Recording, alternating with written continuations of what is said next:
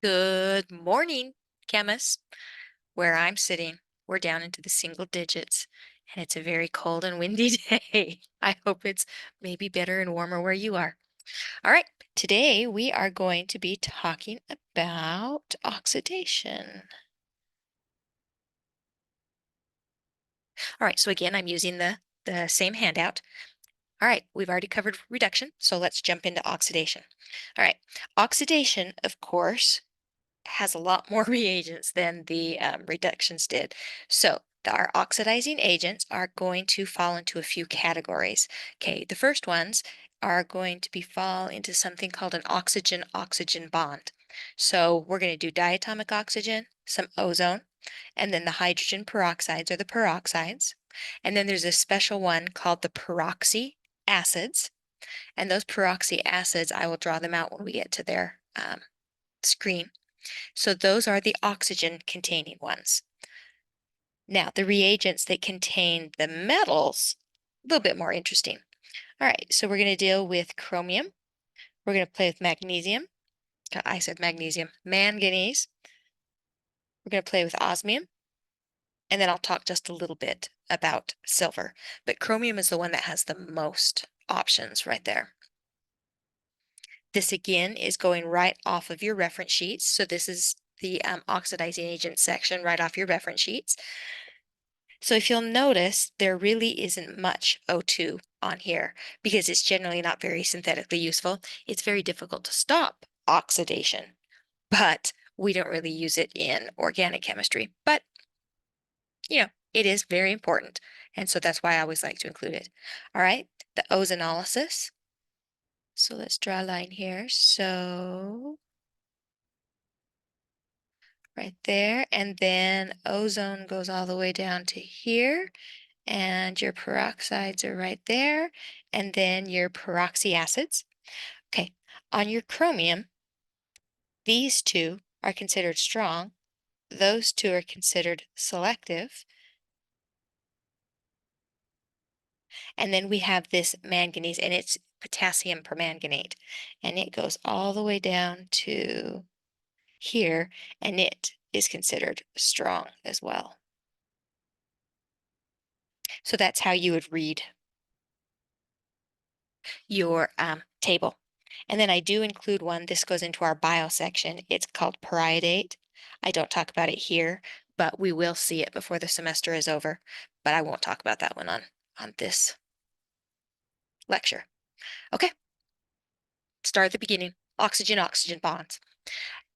Oxidation, at least as far as we're concerned in a synthetic sense, is very rare because, well, nature has built in a special system.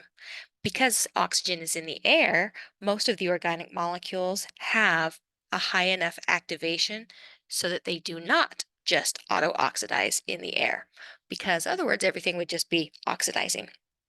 However, ethers and acetals, okay, can form peroxides. And so the ether that we have in the lab, we only keep that for so long because the ether can form these explosive peroxides just with the oxygen in the air. Okay, again, not synthetically useful, but it's definitely something every chemist should be aware of. And of course, conjugated systems. And a conjugated system, if you'll think of lipids, so you can oxidize the allylic carbon in lipids. So think of butter going rancid. Okay, that is actually an oxidation stage, and it can happen in the presence of oxygen without us doing anything. But again, not very synthetically useful. Ozonolysis, on the other hand, I guess I should draw that, even though I know you know what diatomic oxygen looks like. Now, ozonolysis is synthetically useful as long as you have a way of making ozone. All right, so there's ozone. So we have three oxygens bound together. In most of the reactions, it's going to follow like a two-step procedure. The first is the formation of something called an ozonide, and an ozonide looks something like that. So the strength of the ozone basically cleaves the molecules in half and it makes an ozonide. And then once that forms, you have to reduce it so that you can get to the products that you're interested in. All right, so let's start with those alkenes. So step number one, I guess we're going to form an ozonide, and the ozonide is going to form like this. Let me see, should I go to the whiteboard? I will try right here.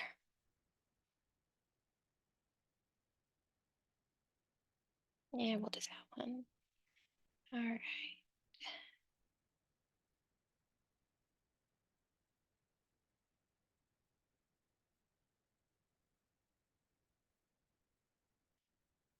All right, now I'm going to kind of draw in a messy way, but pretty much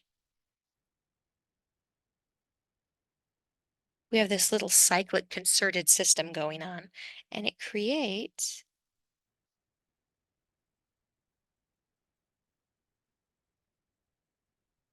wow, that is really, really, really ugly. Get that's kind of the first step. That's called a malazonide, but that's not what we're interested in. Once that happens, it will cleave through. Let me change colors. Maybe I'll change colors. It will cleave through that bond right there, and it will turn into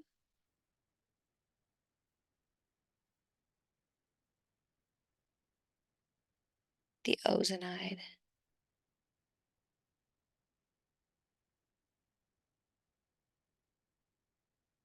All right, so there is our ozonide. That is formed in the first step, specifically with this alkene. Once that is done, then we need to actually cleave through the ozonide so that we can get our products. And we're going to use either zinc, okay, so an aqueous zinc, or we could also use dimethyl sulfide. Dimethyl sulfide, I tend to use the zinc, just that's what I learned with, so I tend to put that first. All right, and I really don't have enough room. We're going to go to the whiteboard.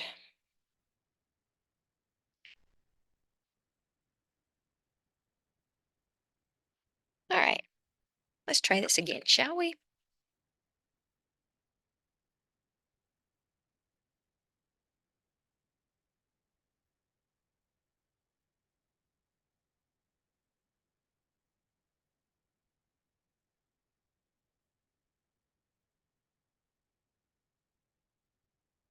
All right, just show this again. That's going to attack. It's going to break the pi bond. The pi bond is going to come out, call a cyclic effect there.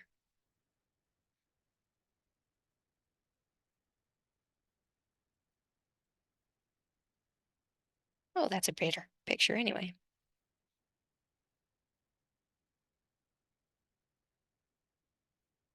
Now, the reason I'm showing you the mechanism on this one is it's kind of a biggie. So standardized tests and everything, you wouldn't have to do the mechanism, but it would talk about the ozonide. So you really need to see, hey, what is the ozonide when you're doing ozonolysis? All right, it's going to rearrange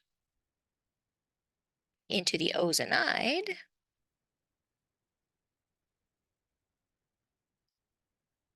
Oh, that looks better anyway. Let me see, there's one.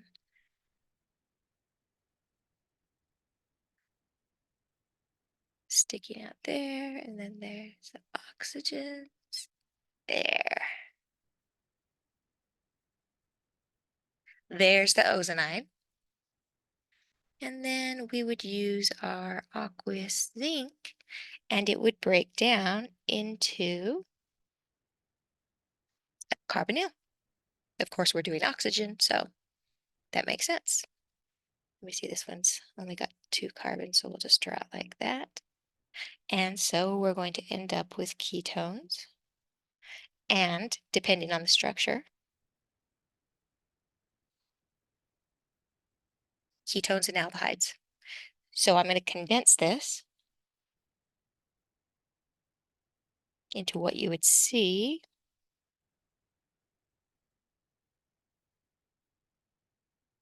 All right, so there's the reaction. we would recognize this as ozonolysis. Ozonolysis goes through an ozonide and it cleaves the bond. So I see that there's my pi bond, and so I'm going to draw the two pieces, and it puts carbonyls in their place.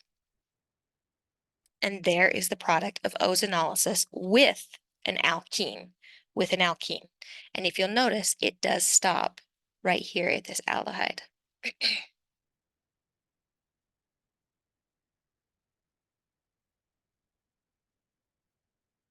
That could potentially go onto a carboxylic acid, but ozonolysis for the alkenes is a little bit more selective, and so it's going to stay just as is. All right, well, can we do this with the alkynes as well? And the answer is sure.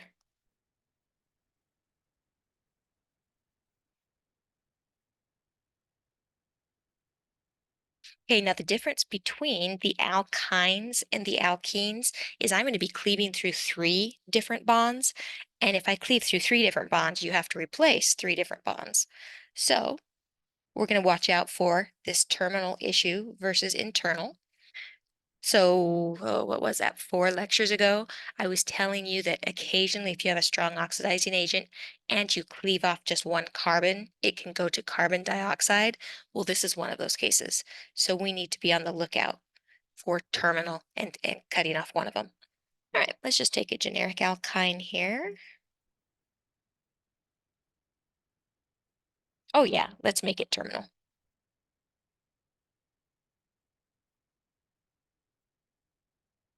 Still seeing.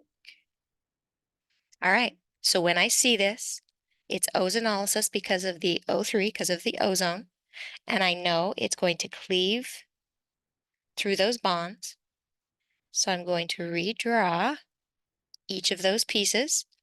Now before, I only had to replace 2 bonds, but this time I have to replace 3. So remember the order of things. First, you get to add 1 oxygen, then you double it up, and then if you can, you get to add 1 more oxygen. So there's the doubled up, plus 1 more, and there are the 2 products. But when you are dealing with terminals, change that color. When you're dealing with terminals, this right here, okay, there's a chance that it will not stop at that moment, and it will completely oxidize all the way to carbon dioxide, So for alkynes, it cleaves off quite often. All right, break the bond, put the double bond and then the single bond with it, and then watch out for the terminals. Watch out for the terminals. Okay, so that's the ozonolysis on your alkynes. Now your benzyl groups. Benzyl, remember, means one away from a benzene. It can also undergo ozonolysis.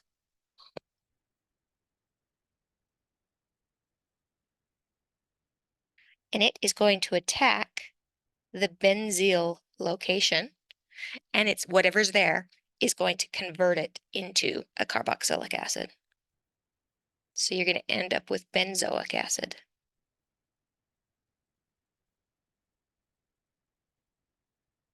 And I know I'm not giving you much detail as far as mechanisms on these. It's kind of, hey, here it is. All right, so that takes care of ozonolysis. Ozonolysis, I tend to call it selective. So when we do reactions later on, I will call it selective oxidative cleavage.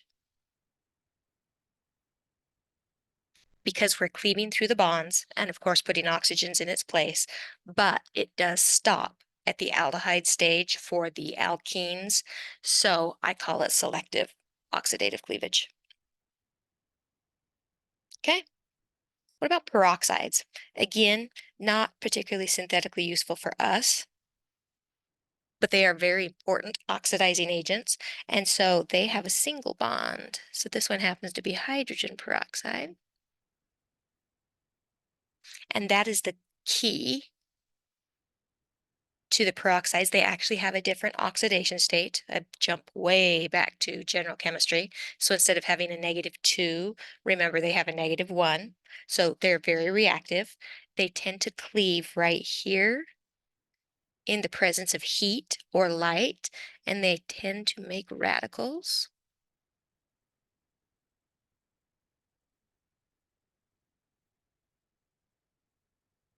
And again, when we talk about the radical chapter, we'll be using hydrogen peroxide. So there's a few mechanisms that it can go through. But if you wanted to lump it together, if you have two hydrogen peroxides, it's going to work itself into two waters and some oxygen gas. Now, the reason blood bubbles, like if you put it on a cut or things like that, is because there is a catalyst in your blood and it happens to be iron. And so it will be catalyzed by the iron in your blood, and you are seeing the oxygen bubble out, the oxygen bubble out. And that bubbling action, cleans out wounds and things like that. All right. So the peroxides, again, sorry, interesting, but not very synthetically useful for us. But the peroxy acids, on the other hand, those are very important. Okay, now a peroxy acid generically means there's an extra oxygen. Okay, so no, that's not a typo. I actually put an extra oxygen in there. And then there's two that I commonly use. There are others, and they do pretty much the same thing. But the first one is called metachloroperoxybenzoic acid. How's that for a name?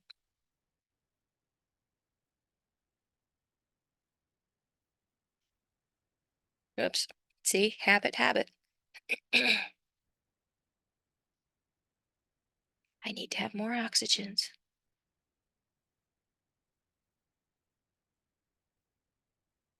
Let me see, meta position.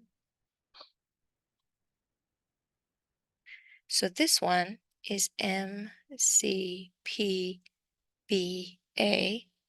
metachloroperoxybenzoic acid. And we never spell the entire name out. We always say MCPBA. And this is the active site on that one. And the other one is magnesium monoperoxyphthalate. How's that for a mouthful?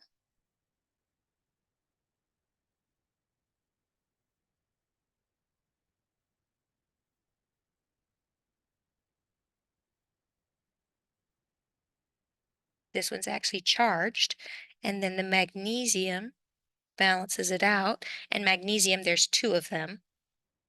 I'm sorry, two charges, so it takes two of these to balance it out. So you get, double for your money on the MMPP, magnesium monoperoxyphthalate. Okay, so those are our two amazing peroxy acids. Unfortunately, we're not going to use them very often, but the most important, and the one that we used last semester, is the alkenes. So again, let me go back to my really boring alkene before I go off this page. Concerted, remember, it happens all at once, and it is a syn addition, which means they go on the same side.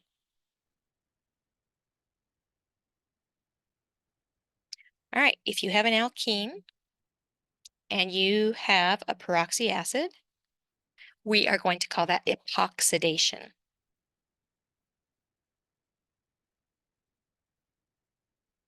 We'll take the same alkene and either one, MMPP, MCPBA. I'm just going to put a generic structure right here. Now, the interesting thing is this looks a lot like the ozonolysis. Um, in fact, it's kind of hard to draw the picture. Okay. Not that this is going to make sense in a minute. Okay, we're first going to attack that one, and then it's going to have a cascade effect. This one is going to break there.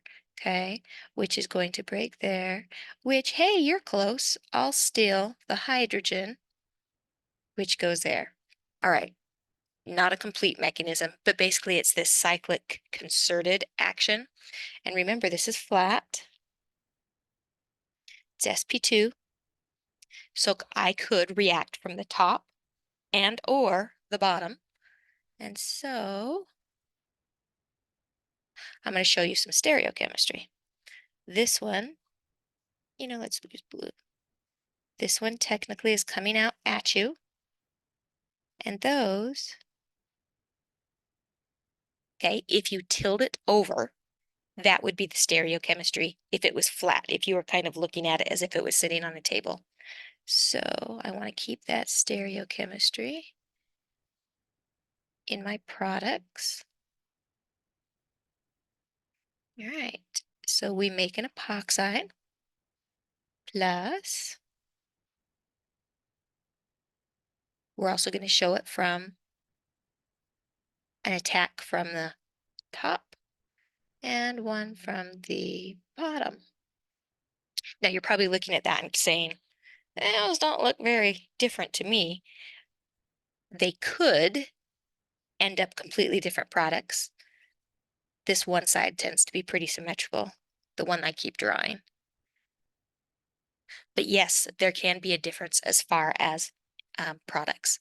So epoxidation is an alkene with a peroxy acid, and you will form the epoxide, but don't forget, you can attack from both the top and the bottom. In some reactions, it won't make a difference, and in some reactions, it will. So let's do one where it doesn't really matter either. Let's just take cyclohexene. MMPP, of course, or MCPBA, and you would write this. Okay? Yeah, I know, that looks so simple. These are your two options. Okay, that looks ugly. Let's get rid of that. We'll just still make it like that and use my colors.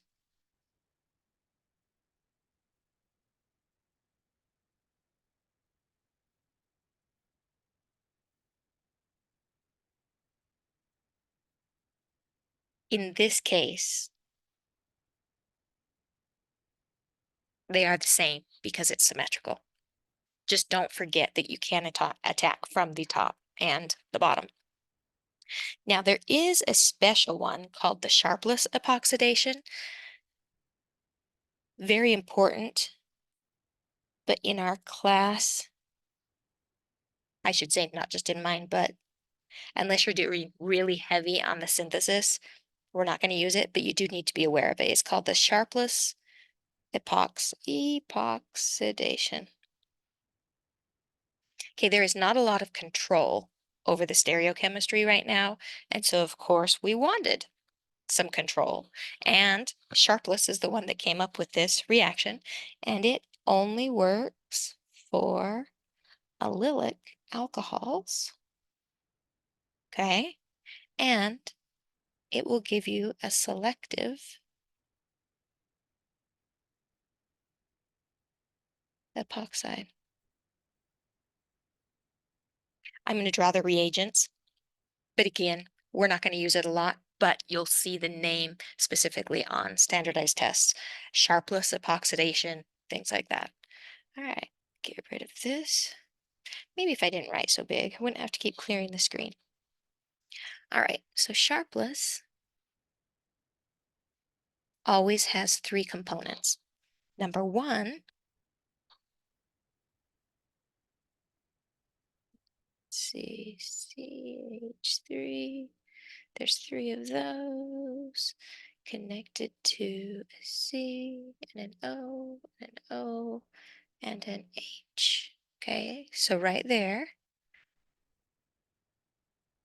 there's your oxygen bond.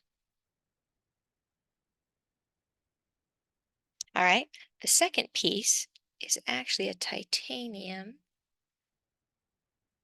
And there is a section on organometallics where we start adding these metals in here. And it is, oh,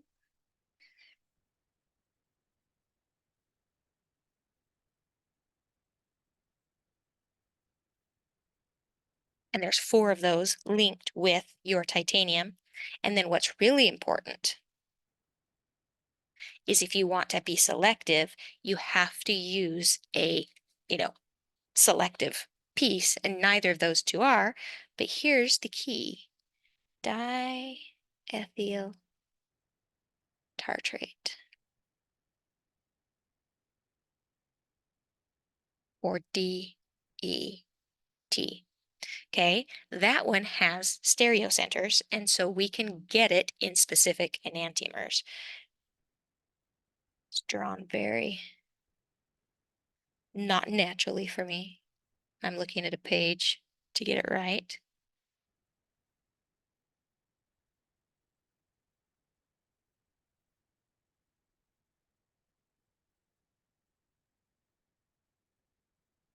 Okay, so there's your stereocenters.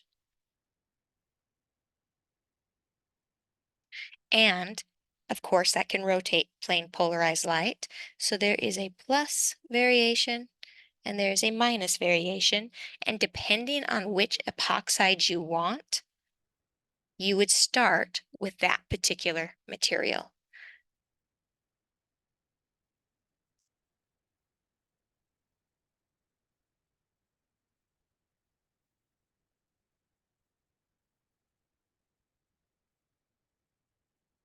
Okay, there's a beautiful mechanism. Not going to show it to you, but this is the way you would see it.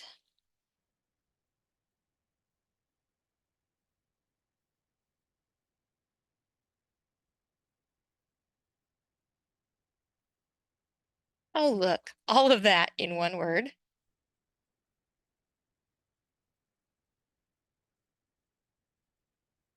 And then if I knew which one I wanted,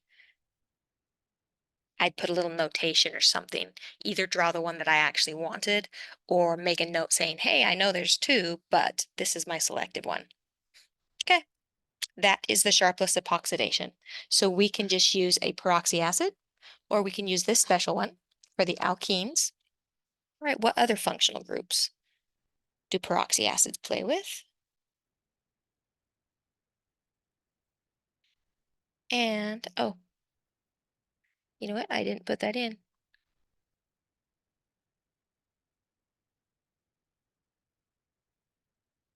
Enantioselective, if you want to add that into your sheet. All right, so those are the alkenes. Well, guess what? This also works for benzene. Now, we did not really play with benzene last semester. That's actually in this semester, but it kind of makes sense. So, you know what? No, it doesn't. That doesn't even look right.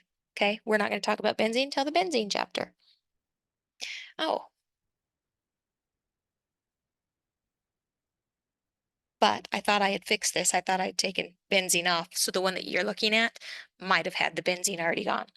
Again, have we talked about the amines yet? No, but I wanted to point out right here that an amine will turn into either a nitro compound, which tend to be explosive, amine oxides,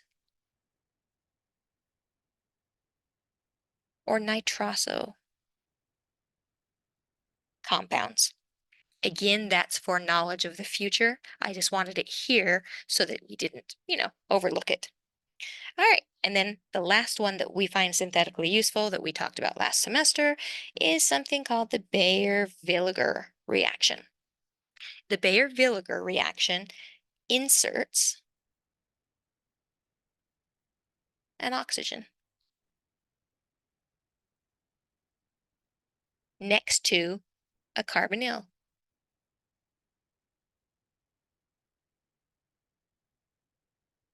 And the way it does that is something has to migrate. Now, I know this looks really interesting because I have a hydrogen first and then a tertiary alcohol. Okay, hydrogens, when you use aldehydes,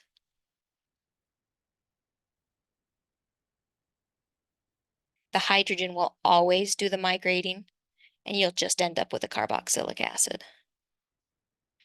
But we have lots of ways to make carboxylic acids, so that's not quite so interesting on this one. And then after that, if you don't use it, it's based on size. And the bigger groups tend to migrate better than the smaller.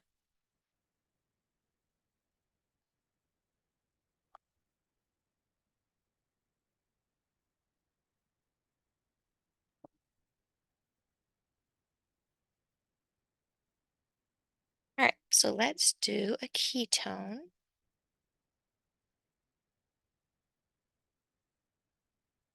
Let's make it a giant ketone. All right, if I threw a peroxy acid, MMPP or MCPBA at this crazy thing. Now, again, we're going to do that like crazy cyclic thing, but I can either put it right there, or I could put it right there. Okay, now if this was an aldehyde, of course I would put it with the hydrogen, but since this is a ketone,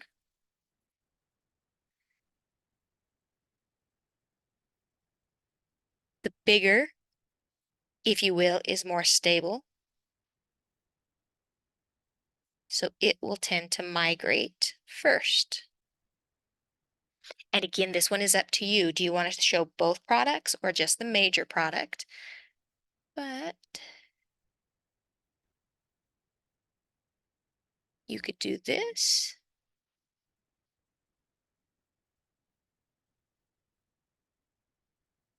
or that one, but this is the major product. So if you only wanted to draw the major product, that's absolutely fine. But it is a way to make esters. Another example, let's take cyclohexanone, MCPBA, so it's not lonely. All right, this one is symmetrical, so I could put it here, or I could put it here. And in this case, it does not matter. 7-membered rings. 1, 2, 3, 4, 5, 6, 7.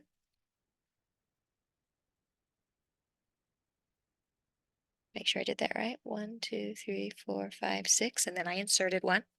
Okay, so these are called lactones.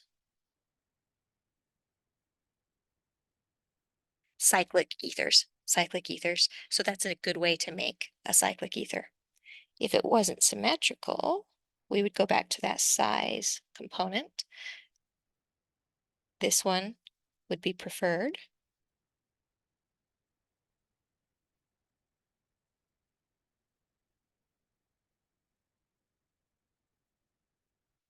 All right, draw that 7-membered thing. 1, 2,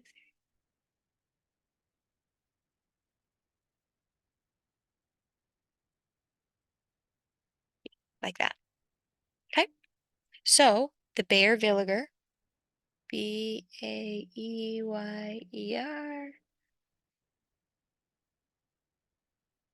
makes esters. And it can make cyclic esters called lactones.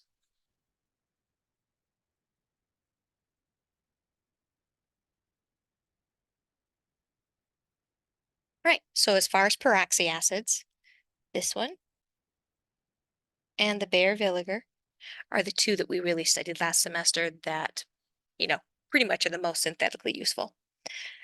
All right, and now we're down to, hey, look, I gave you some reactions. And, wow, I know I had corrected this, so I hope for yours it's also corrected. But this should be E3-methyl 2-pentene. After I get off, I'll go back to Canvas and make sure the corrected version is on there. Okay, so what we're going to do is both ozonolysis and the peroxy acids. So we're going to take cyclohexene,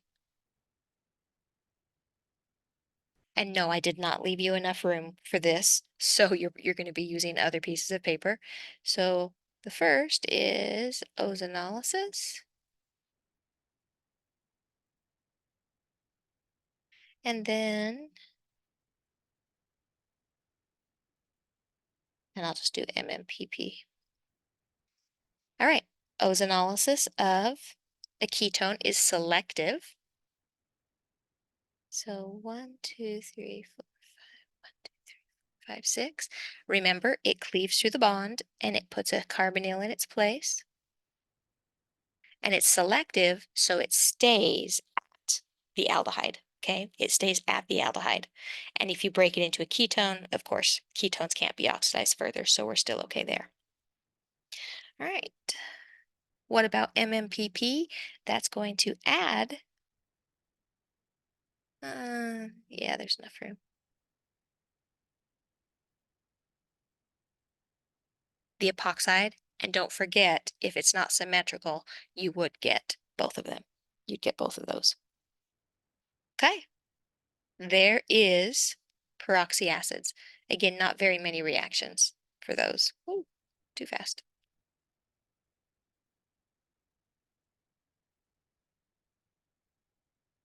And that's where we will end this video. And the next one, instead of just oxygen-oxygen bonds, we're going to go into our oxygen-metal bonds, which is the chromium, the manganese, and so forth and so on. All right, until next time, Jolly out.